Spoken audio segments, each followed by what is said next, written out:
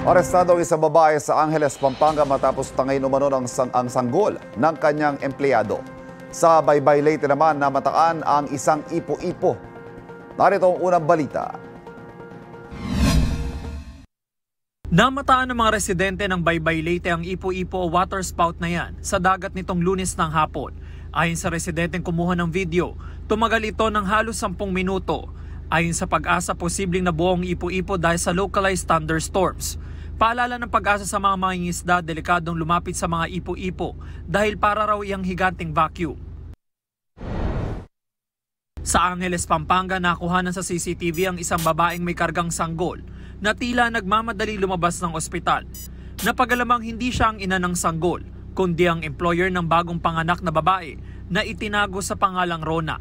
Kwento ni Rona sa pulisya, lumuwas siya sa Pampanga mula sa Puerto Princesa, Palawan. Pinangakuan daw kasi siya ng trabaho at tulong sa gastusin ng employer niya. Pero 2 araw matapos mga anak ni Rona ay tinangay na ng employer ang sanggol. Nagpanggap daw ang babae bilang guardian para mailabas sa ospital ang sanggol.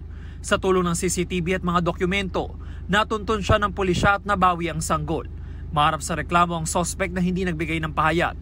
Nang tanungin ng mga pulis, sinabi raw ng sospek na tinangay niya ang sanggol dahil gusto niyang magkaanak pero hindi niya kayang magbuntis.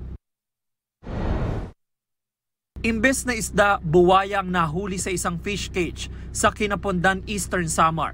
Ayon sa mga mangingisda, akala nila nung una ay butiki lang ito. Mahigit 1 metro ang haba at nasa 50 kilo ang bigat ng buwaya. Na-turn over ng buwaya sa Regional Office ng Department of Environment and Natural Resources. Ito ang unang balita. James Agustin para sa GMA Integrated News.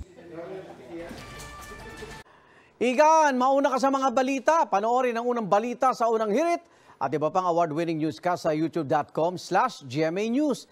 I-click lang ang subscribe button. At sa mga kapuso abroad, maaari kaming masubaybayan sa GMA Pinoy TV at www.gmanews.tv.